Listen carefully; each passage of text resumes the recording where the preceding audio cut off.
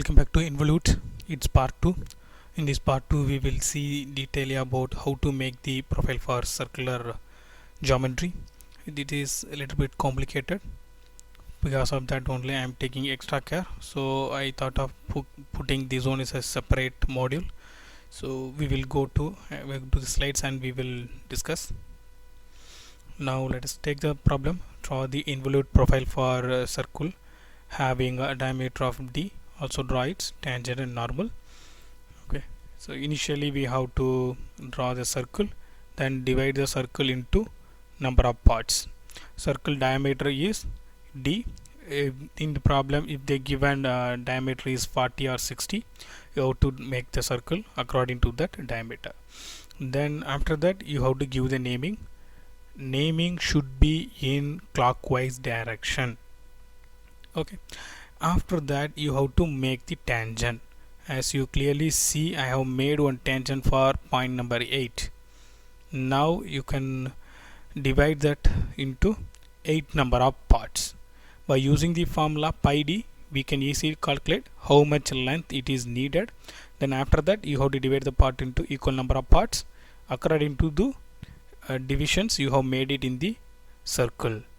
Okay, so next we will make the lines from each and everything, that is making one tangent from 7 6 5 4 3 2 1, etc. So most of the time students will get confused how to make this tangent. Because of that only I have made. If you see the division, this is 8th division, you see this line, it's 90 degree. Let us check, this is 7th number division, check this line, it is 90 degree. This one is also 90 degree, for this one also 90 degree. If you are using your drafter, you can easily create these lines. Because your drafter is in L shape, simply put one side on this line, so another one you will easily find out the line for each and every point. This is a simple trick you can use while dealing with involute problem. Next, what we have to do, I am just marking this point as a x. This point is shared by point 8 as well as point x. I need something, so that I am putting this as a x. If you don't want, you don't use it, you can use this point as a 8. Okay, I will tell. So involute profile, we will go from the 8 dash, then 7 dash, how to fix the arcs or how to cut the arc, then finally how to make the profile. So point 8, this is the distance that we know, so no need of cutting any arc, we can use this is an origin. Then what about the point 7? You have to measure the distance from the point x, this point to 7 dash, you cut one arc on the line 7 or the tangent 7, and you have to put your compass over here from 7, you know the distance x to 7 dash, you cut on it, you will get first one. Second arc, you have to measure the distance x to 6 dash, then you put your compass and the point 6 tangent origin, you cut one arc on it. Okay, for next third arc, you know that x to 5 dash distance, you cut one arc on the tangent you made it in the 5, so then it will be over. Similarly you have to follow for all the lines. So if you are cutting, it will be like this. Please give the name P8, P8, 7, P6, P5 for each and every lines according to that. Okay, now cutting this arc is over. Only thing is we have to connect this arc and make one profile. For my convenience, I have connected only half, but you have to connect from here to this end. Since I was working with PowerPoint, I am unable to make the profile of this, so I am taking this limited geometry, right?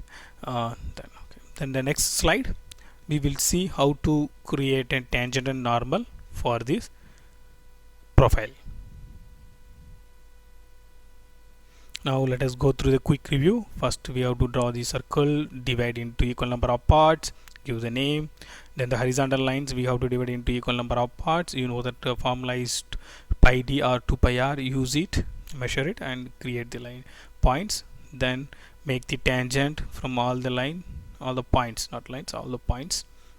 Now create the point X, then follow these steps, create the arc over it, make the profile. Now, so here we should take, please listen, here we have to make one small point as usual, what we followed in the previous problem. Okay, I have created one small point and I have given one name C1. Then another C2 is the center of the circle, so we have to connect C1 and C2 by one line. So you can easily measure what is the distance between C1 to C2, or what is the length of this line. Okay, after measuring the length, mark the center point of this line, we call that as a C3, and C1 to C3 as a radius, or you can use C3 to C2 as a radius. Okay, measure the distance, put your compass on C3, make one semicircle. You can use the guidelines, make the semicircle like this. Okay, now watch it carefully. It is cutting near in between 5 to 6, it is cutting right in this point, and you can see we have taken the point P5 to P6, in between only we have taken this point. So this arc is cutting in between 5 to 6. If you are taking 4 to 5, it may cut 4 to 5 in between. Okay, don't forget, don't be confused. Now this point we should mark it. Yeah, I have made one mark, I have given the name C4. Right, now we have to make one straight line. It should start from C4 and it pass through C1. Okay, now this is the tangent, normal, and you can make this one as a tangent.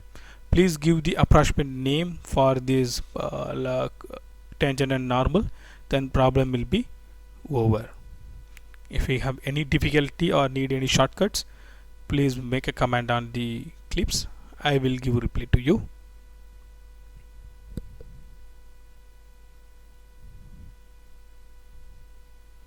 Thanks for watching.